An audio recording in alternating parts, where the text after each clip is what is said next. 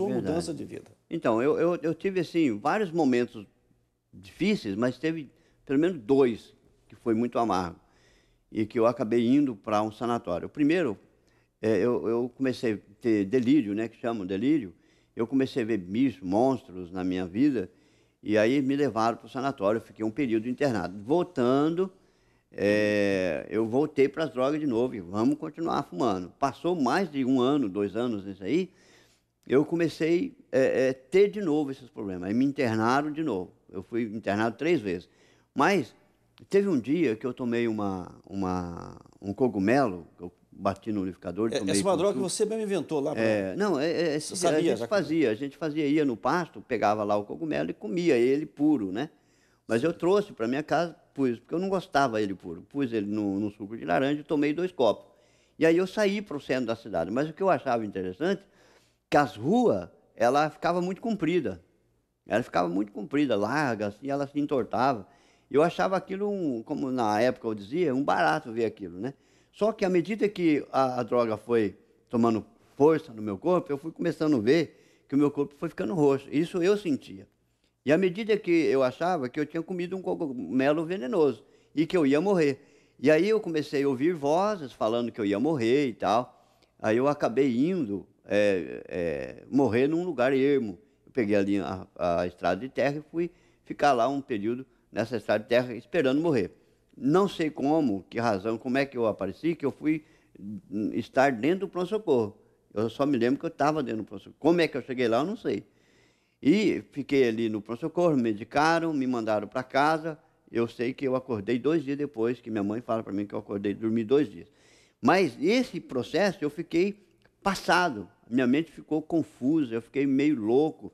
Eu escondia da polícia, que não existia dentro era só na imaginação, eu escondia dentro do guarda-roupa, debaixo da cama, dentro da cômoda. Eu via monstro direto. E aí meu pai me internou pela 3ª vez no hospital. E quando eu estava lá na clínica para fazer o tratamento, eu conheci um moço. E esse rapaz, eu não sei o nome dele, nunca fiquei sabendo, e ele falou de Jesus para mim. E quando ele fala de Jesus para mim, eu me entrego então para Jesus naquele dia de noite, sozinho ali. Nós estávamos na clínica, à noite, umas 8 horas da noite, assim. Eu entreguei minha vida para Jesus. Ele falou: olha para aquela estrela. Eu olhei para a estrela e ele então fez uma oração de entrega e eu orei junto com aquele moço para aceitar Jesus. Voltando para Mogi Guaçu, depois de que eu fiquei lá um período na casa na clínica, eu fui para a igreja pentecostal. E lá eu comecei a aceitar Jesus. Todo culto eu aceitava Jesus. O pastor Paulo fazia o apelo, ia eu lá aceitando Jesus. Todos os cultos que ele fazia isso, né? Mas chegou um dia que o meu pai falou: para, você não precisa mais. Agora toda vez que você quer Jesus, não precisa mais, né? Jesus já entrou dentro de você. Não precisa não, mas eu quero Jesus, né? Só que nesse tempo eu estava dentro da igreja, mas com o pé no mundo. Eu continuava fumando, continuava de vez em quando bebendo uma cerveja, mas eu ia para a igreja, né? Só que chegou um momento que eu ficava na roda dos maconheiros. Eles fumavam maconha e eu ficava ali com a minha Bíblia, não falava de Jesus para eles, eles zombavam de mim, mas eu também não fumava maconha, ficava ali na minha, né? Até que eu conheci um moço nesse tempo, o Marcos, e o Marcos era um hippie, né? E a gente ficava na praça, ele fazendo artesanato e eu pintando quadro, fazendo poesia, coisa assim. E eu acabei, nós fumávamos maconha junto, roubávamos, vivia bebendo junto. E aí um dia ele foi embora para São Bernardo, e lá em São Bernardo, em Santo André, ele conheceu Jesus. Passado um período de 1 ano, mais ou menos, ele voltou a Mogi Guaçu. Mas nesse tempo, antes dele ir embora, eu voltei a fumar maconha junto com ele, na praça do Recanto, lá. E o Marcos, então, me apresentou um baseado, falou: esse negócio de crente que você está aí, ó, você bebe, você fuma, você só anda com a Bíblia, você não mudou nada. Então, o que adianta você ir na igreja e não mudar nada? Ou você vai ou você fica aqui fora. Aí eu falei: não, eu vou para a igreja. Ele falou: vai nada. Então, nós vamos fumar mais um baseado e vai acabar essa história aí. Aí eu voltei a fumar de novo. Quando eu volto a fumar mais de novo, aí me enterrei mais aí, né? Porque aí para frente foi só piora, né? Tempo depois, ele vai para Santo André. E lá em Santo André, ele encontra Jesus. E ele vai para a casa de recuperação e, passado um ano, ele vem para Mogi Guaçu para resgatar, para me tirar das drogas. Esse era o alvo dele. Ele ficou 1 ano jejuando e orando por mim todas as quartas e sextas. Imagina uma pessoa orando por você quarta e sexta. E eu apanhando aqui em Mogi Guaçu, levando tiro e coisa, e tanta bagunça, e ele orando e jejuando. Aí ele vem me buscar. Quando ele me encontra na praça, ele quase apanha, porque eu vou falar para ele, vem falar de Jesus para mim, que Jesus me amava. Eu falei, você tá louco da cabeça, rapaz, que não quero saber esse negócio de religião, não quero mais. Depois de ter aceitado Jesus várias vezes. Várias vezes, aí chega uma hora que eu não quero mais. Não quer mais, interessante. Né? Aí ele fala, não, Jesus pode mudar você. Eu falei, não, Jesus não muda nada. Não mudou eu, não vai mudar mais. Né? E aí ele falou, não, muda sim, ele mudou eu, ele pode mudar você. Aí ele me desafia para mim ir para a casa de recuperação, e eu falei, não, eu não vou. Aí ele falou, então você vai morrer, você vai mendigar a sua maconha, você vai morrer e vai para o inferno. E aquilo me abalou, né? Porque eu não imaginava que ele iria falar isso para mim. Aí eu vou para minha casa de noite, fumei um baseado, fui dormir de madrugada, não consegui dormir, porque eu escutava o Marco, aquela voz falando, você vai morrer e vai para o inferno. Aí eu fui ler a Bíblia do meu pai, pensando em amenizar a vozinha que estava nos meus ouvidos, e não consegui, e aí vou dormir de novo e a voz volta a falar comigo de novo, você vai morrer e vai para o inferno, vai para o inferno. Jesus te ama, Jesus te ama. E aí então, no outro dia, eu acabei encontrando com o Marcos, através de uma pessoa que a gente estava conversando, e aí ele me levou para minha casa, eu fui para minha casa, e ali em casa ele orou por mim, aí eu tomei a decisão de ir para a casa de recuperação. Era no dia 26 de setembro de 1983. E no dia 27 de setembro, aí eu, de fato, entreguei minha vida para Jesus e fiquei lá 1 ano e 4 meses na casa de recuperação. E houve uma mudança. Assim, aí houve a transformação. Aí houve a transformação. Esse aí, foi o momento da sua conversão mesmo. Da minha conversão genuína, né? 100%. Que Jesus operou. Aí eu não fumava mais, não bebia mais, não fumava maconha mais. Acabou. O velho homem morreu naquele dia. Morreu o velho Genivaldo. Isso. Aí você volta para Mogi Guaçu, liberta um novo homem. Novo homem. Aí você me falou que é importante que você chega da casa de recuperação liberto, mas mesmo assim ainda corre risco, não é? Exatamente. Corre risco de uma recaída, essa coisa. Aí você encontra com uma pessoa muito importante, então, veja, que é o pastor Vanelli. Exatamente. Quando eu saio da casa de recuperação, pastor Ademir, é um período muito drástico para quem está dentro da casa de recuperação e volta para a cidade de origem dele. Porque o inimigo ele vai te cercar para você voltar. E nesse tempo eu lembro que eu encontrei um moço e ele me ofereceu um tijolo de 1 quilo para mim voltar a fumar maconha de novo e ter a minha parte. Falou, olha, eu te dou um tijolo de 1 quilo, você vai vender, você me dá uma parte, você fica com uma parte e nós vamos viver aí bem. E eu falei, não, de jeito nenhum. Jesus mudou minha vida, eu não sou mais aquele cara. Eu falei, mas que isso, Palito? Eles me chamavam de Palito, né? Ô, Palito, você está ficando louco, rapaz. Olha, ninguém recusa um tijolo. E você está recusando um tijolão de 1 quilo? Eu falei, tô, não quero mais. E aí, nesse tempo, eu comecei a frequentar várias igrejas. Eu fui em várias denominações. E é interessante que eu ia testemunhar daquilo que Jesus fez, né? Na minha vida. E aí, nesse tempo, eu conheci o pastor Vanelli. Conheci o pastor Vanelli lá na biblioteca, ele trabalhava lá na biblioteca, e o pastor José Vanelli foi muito importante nesse período de transição da minha vida.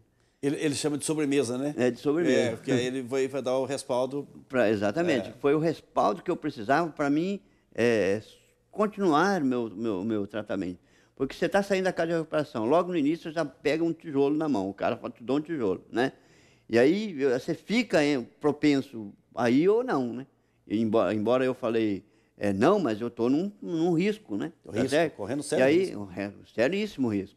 Mas aí o pastor Vanelli me abraçou, e aí no início da missão Paz e Vida, a gente começamos a congregar, e tinha outras pessoas que o pastor Vanelli já estava trabalhando também, e ele ia em minha casa, me visitava, e me perguntava como que eu estava, orava por mim, orava junto, e eu fui embora. Aí eu caminhei nesse período de transição que eu fui crescendo, fiquei lá um período, não me lembro quanto tempo, mas foi muito importante esse tempo na minha vida, o pastor Vanelli. Glória a Deus. Aí, Genivaldo, você conheceu Lucélia. Conheci a Lucélia, exatamente. Nesse tempo que eu estava na missão, através do pastor Vanelli de novo, eu acabei arrumando um emprego na CESP.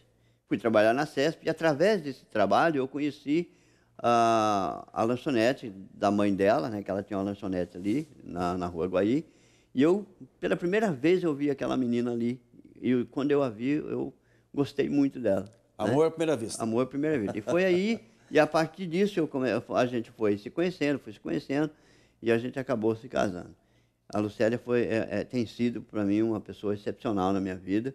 Eu louvo a Deus vale por dizer tudo. que nós testemunhamos o seu casamento, né? Então o pastor Ademir foi o padrinho Muito nosso, bem. né? E foi uma bênção na nossa vida. O nosso namoro foi bastante conturbado, bastante difícil, né? Por sérios problemas lá com a família dela. Porque né, minha filha vai casar com um ex-bandido, então é difícil, né? ninguém não chegaria aceita. nem dizer bandido, imagina, mas pelo menos uma pessoa que viveu uma vida ímpia na droga. Não, ninguém quer, né? Lógico. Pai nenhum quer, mãe nenhuma aceita, né? Não é verdade? O pai dela, né? Quer dizer, lógico. Ninguém quer. Eu fico com medo, né?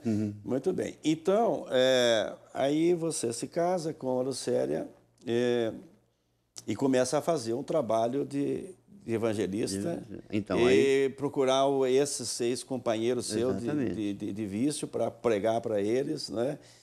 E ganhou muitas almas, continua ganhando, mas muitas almas. Alguma experiência assim de alguém que você... Por exemplo, esse Marcos que ganhou...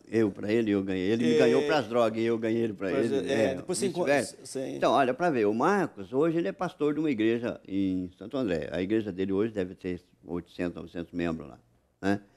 E nós juntos fizemos um trabalho bonito. E tanto eu como ele, nós levávamos muita gente para a casa de recuperação. Aqui em Mogi Guaçu, eu levei muitos para a casa de recuperação lá em São Bernardo. Mas quando eu me converto, então as coisas começaram a fluir na minha vida. E Deus me deu assim ministérios, momentos para me evangelizar, né? Foi através do filme, através de palestras nas escolas, através de rádio, entrevistas. As pessoas vinham me perguntar. E aí eu falava de Jesus. Para mim era falar de Jesus. E dentro da CESP, quando eu trabalhava na CESP, eu não podia distribuir folhetos de outra empresa ou de qualquer coisa. Mas eu tinha sempre um folheto comigo, eu tinha um pacote de folheto comigo. E eu estava nas ruas falando de um para outro de Jesus. Eu sempre falei de Jesus. Deus me dava esses momentos assim para mim falar. Achei interessante que domingo você ministrou, esse domingo passou agora, você ministrou na ICPB, de manhã, nós fizemos uma campanha de oração e jejum, o pastor Aniel foi iluminado para marcar uma campanha de oração de jejum, que foi uma bênção muito grande. Domingo você ministrou, que foi espetacular, a ministração que você fez domingo na nossa igreja. E aí você contou, Genivaldo, que está registrado aqui, daquele episódio que você evangelizou no vagão do trem lá em São Paulo, em Santo André. Isso. Achei interessante aquilo. Então, teve vários momentos assim, né, que foram marcados na minha vida. E através de folheto, a gente sempre, através dos filmes, hoje eu tenho filho na fé esparramado aqui dentro de Mogi, que é coisa que eu vou nas igrejas pregar e sempre alguém me conhece, né? Eu nem conheço ninguém, mas eles me conhecem. Através da escola, das palestras e tal. Mas essa parte de Santo André, eu tinha ido em Santo André, na Batista de Santo André, buscar folheto. Lá eu vinha com os pacotes, 2, 3 mil folhetos, porque eu não deixava os folhetos, e com os Novos Testamentos. Eu estava trazendo, assim, acho que uns 50 Novos Testamentos que eu estava trazendo, que era pouco, assim, num pacote. E eu estou dentro do trem, e eu comecei a observar as pessoas tristes, as pessoas cabeça baixa, e ninguém falava com ninguém, né? Só aqueles mesmos que eram mais íntimos entre eles. E o Espírito de Deus começou a tocar no meu coração para mim falar aquelas pessoas. Eu escutava nitidamente assim uma voz, fala, levanta e fala. E eu, teimoso, não queria, porque eu me sentia envergonhado de ter que, em pleno vagão, ter que falar para as pessoas de Jesus. Levanta e fala. E eu falava, não dá, né? Mas... E aí o Espírito de Deus usou uma estratégia comigo. Então eu pensei, né, assim, vou me trocar de lugar.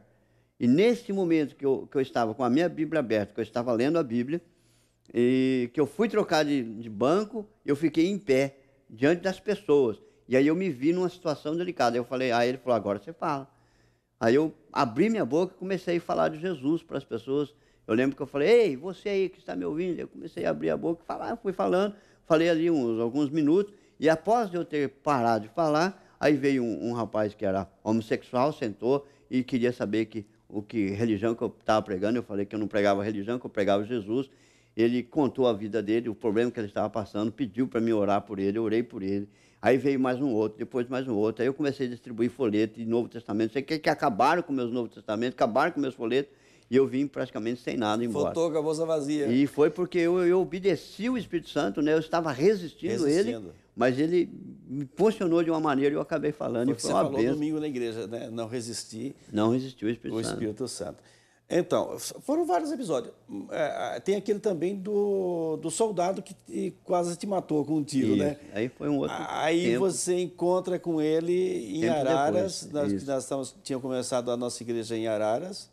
Aí você encontra com ele lá no culto. Então, nesse tempo nós estávamos passando um filme, A Cruz e o Punhal, o filme Inferno em Chamas, o filme Jesus, né, que era um trabalho da Cruzada. E foi chamado para me passar lá. Nós fizemos a agenda e fomos passar o filme lá em Araras. Estava no início do trabalho em Araras, no salão, eu não lembro, acho que era no Parque dos Trabalhadores, parece. E quando nós chegamos lá, por uma questão interna da igreja, não foi possível passar o filme. E aí o pastor falou, bom, já que você está aqui, então você prega. Aí estava eu, o missionário das Vindas, fomos ali. E aí quando eu conto o meu testemunho do episódio do tiro lá em Mojimirim, o pastor ficou observando isso, né? Eu não conhecia o pastor, nunca tinha visto ele. E ali, depois que acabou o culto, nós fomos jantar na casa dele, tomar um café. Aí ele começou a me questionar isso, perguntar para mim como é que foi, onde é que eu estava. Eu fui explicando para ele, ele falou, você estava de pé, assim, assim. Eu falei, estava. E aí eu comecei a perceber que alguma coisa estava, assim, encaixando o que ele perguntava, e eu respondi, mas era uma coisa que estava acontecendo. Aí ele falou para mim assim, você sabe quem que deu o tiro em você? Eu falei, não sei. Ele falou, fui eu que dei o tiro em você. Né? Foi um episódio que aconteceu isso depois de muitos anos, que eu estava no crime. Depois agora eu encontro um ex-policial também, que era pastor, e nós dois se encontrando ali, que eu não vejo como uma coincidência, que talvez as pessoas falem, é coincidência. Eu falei, não é. Eu vejo uma providência de Deus, o momento que Deus preparou. E aí ele me pediu perdão, ele falou assim, então eu quero te pedir perdão, porque eu te dei um tiro. Eu falei, não, eu não tenho que perdoar nada, porque eu não me sinto. Na verdade, eu que estava no ninho, ele estava não cumprindo havia. com o dever dele. Você estava cumprindo com o seu dever,